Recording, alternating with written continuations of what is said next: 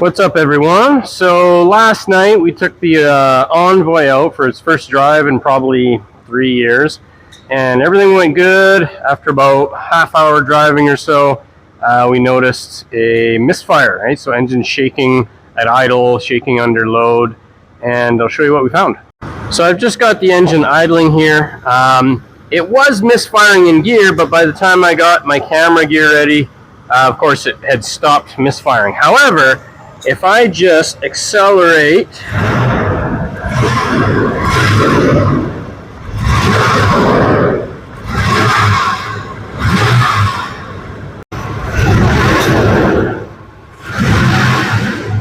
so you can see a little tiny flash of spark right there.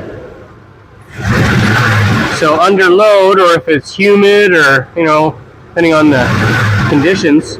So that is our spark plug wire on the rear bank. Right there, you can see it. So our misfire is just a faulty set of plug wires.